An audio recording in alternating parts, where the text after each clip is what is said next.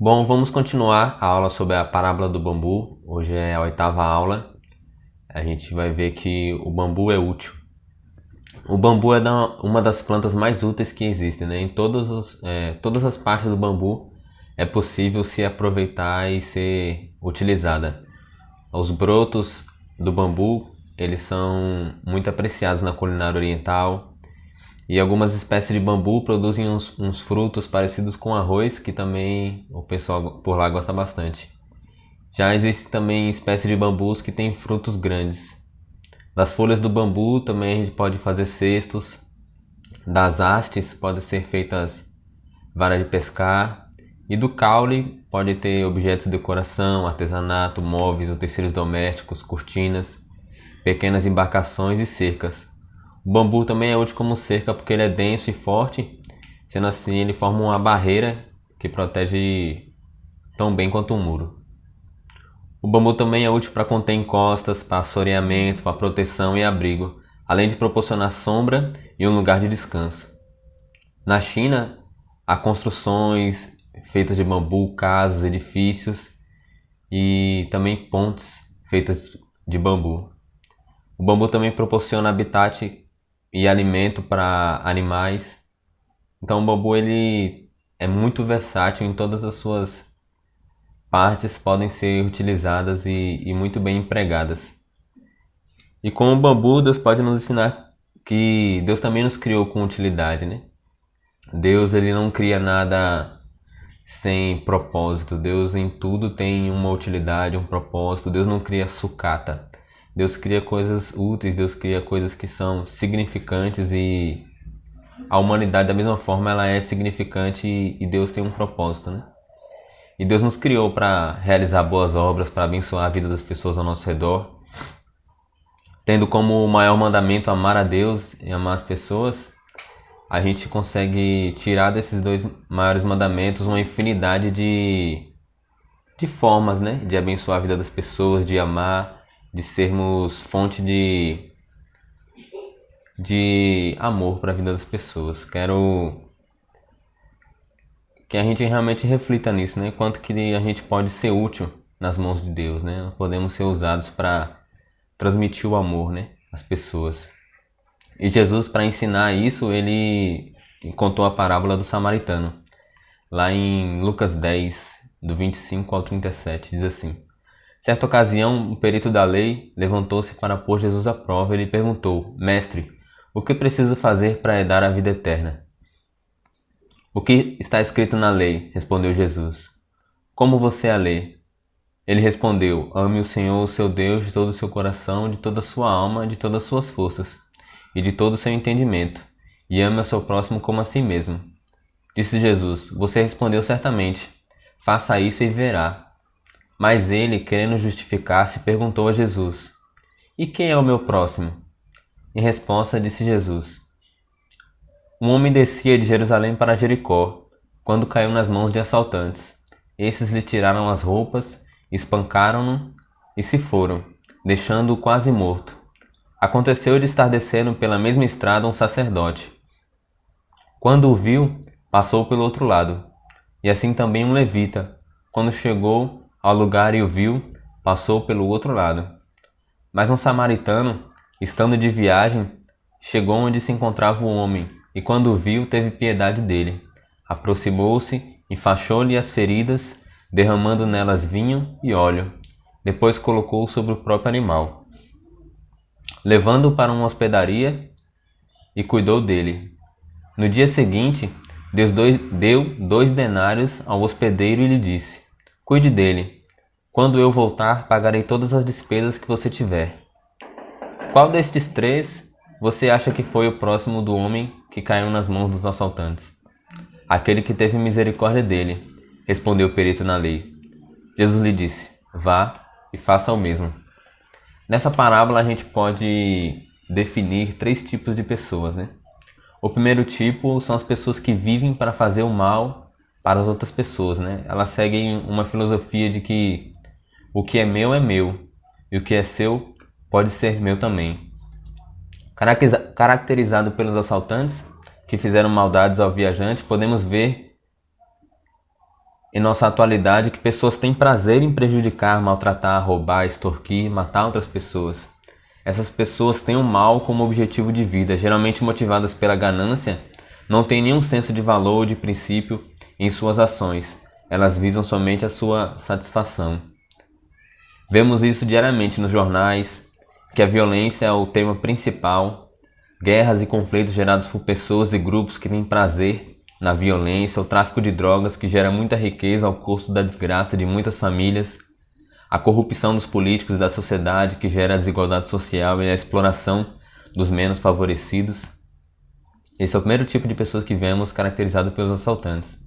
O segundo tipo das pessoas são as pessoas que são indiferentes à dor do próximo.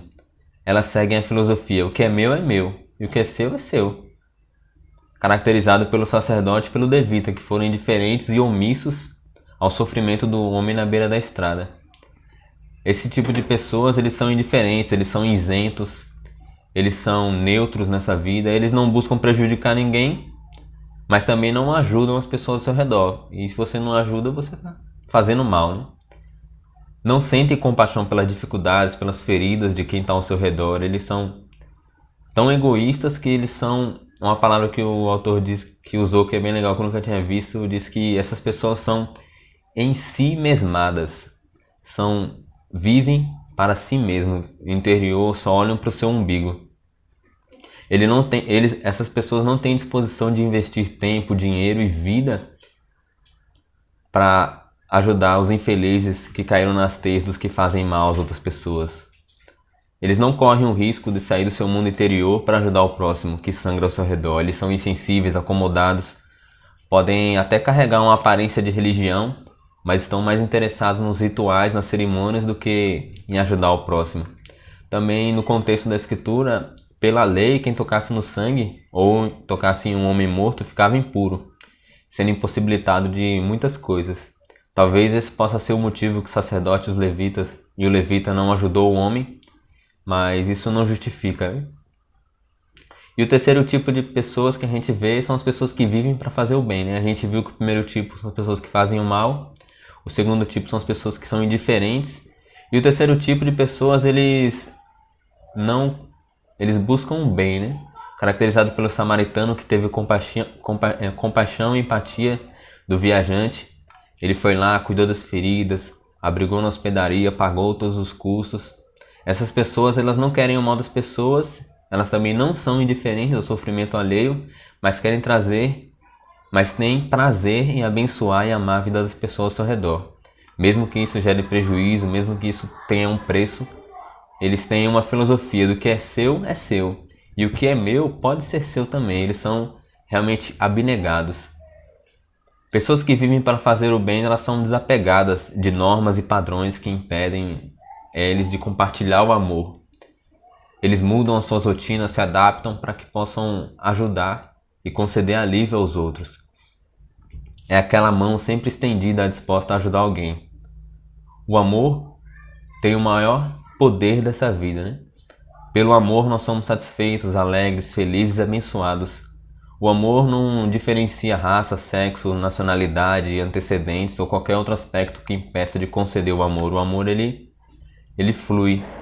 É como se fosse um vírus bom, né? Nessa época de pandemia, de quarentena, a gente vê muito sobre vírus, como é fácil passar, ser contagiado. Da mesma forma, o amor, ele pode ser assim, passado, né? Contagiado, e quando a gente é amado, isso nos leva a amar as outras pessoas, né? E como Deus é amor e Ele nos amou antes da gente ter amado a Ele, né? Ele iniciou esse ciclo amoroso na humanidade e nos chama a compartilhar o amor com as pessoas, da mesma forma como Ele compartilha conosco. Nós fomos salvos para as boas obras, né? A nossa salvação não vem por meio das obras, mas a fé que nos salva, genuína em Deus, ela produz obras, né? E são obras impressionantes que Deus preparou para nós. A gente vê isso lá em Efésios 2. Pois vocês são salvos pela graça, por meio da fé. Isso não vem de vocês, é dom de Deus. Não por obras, para que ninguém se glorie. Porque somos criação de Deus, realizada em Cristo Jesus, para fazermos boas obras, as quais Deus preparou antes para nós as praticarmos. Então Deus preparou boas obras para a gente praticar, né? É um ditado que ilustra muito bem esse que a gente está falando, é tal pai, tal filho, né? Deus é a personificação do amor, né? Ele vive para fazer o bem às pessoas, tudo que Deus faz gera bem para abençoar, como faz com qualquer um de nós. Então, muitas pessoas querem ser filho de Deus, mas poucos querem imitar as atitudes do Pai, né? Deus não é indiferente aos que sofrem, mas está sempre disposto a ajudar e fortalecer qualquer um que passa por dificuldades. E a gente tendo o mesmo propósito, a gente se direciona a sermos abençoadores das pessoas ao nosso redor, né? Estamos nesse mundo que é sem amor para espalhar o amor, nesse mundo de trevas, onde enxergamos a luz, devemos levar os outros a enxergarem a luz, né? Assim como no filme Matrix, quando a gente percebe o engano desse mundo, percebemos quantas pessoas sofrem pela escravidão do pecado. Isso nos leva a querer ajudar as pessoas a serem libertas por Deus. Somos cooperadores de Deus, somos ferramentas falhas na mão de um Deus perfeito. Não podemos ficar calados, né, diante da salvação por meio de Jesus. Ela é a cura para todos os problemas da humanidade. É o plano de restauração da criação de Deus. As pessoas podem estar alimentadas, bem empregadas, livres de vícios, mas sem Jesus, elas ainda estão fadadas à escravidão pecaminosa e à eternidade distante de Deus. Esse é o maior bem que podemos compartilhar com as pessoas. Deus também nos deu dons para servirmos ao corpo de Cristo. Somos responsáveis por identificar e multiplicar esses dons para a glória de Deus e o benefício dos irmãos e das irmãs. As pessoas indiferentes também são indiferentes ao sofrimento dos membros da igreja, mas Deus não quer que sejamos assim. Somos chamados a servir uns aos outros, ajudando cada um a estar mais perto de Deus. Ser igreja é muito mais do que estar presente no culto de domingo. Ser igreja é ser uma família que se ajuda e se ama, assim como é amada por Cristo. Ser uma pessoa que vive para espalhar o amor tem um preço, e esse preço é o mesmo preço de seguir a Jesus, renunciar aos interesses egoístas, viver uma vida direcionada por Deus. E aí, que tipo de pessoa você tem sido? Essa aula me levou a analisar minha vida, né, profundamente, e percebo que eu tenho sido muitas vezes indiferente ao sofrimento das pessoas ao meu redor. Realmente eu preciso sair da minha zona de conforto para poder amar as pessoas com mais excelência, como sou amado por Deus. E com Deus a gente pode pedir perdão. Eu posso pedir perdão a Deus pela minha indiferença e frieza, e pedir também que Ele transforme o meu coração, né? A imagem do coração dele, cheio de amor, e espalhar esse amor pelo mundo, né? Que Deus realmente nos ajude a refletir em nosso coração como tem sido a nossa vida, qual o coração, né?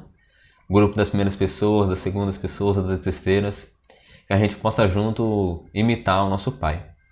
Que Deus nos abençoe.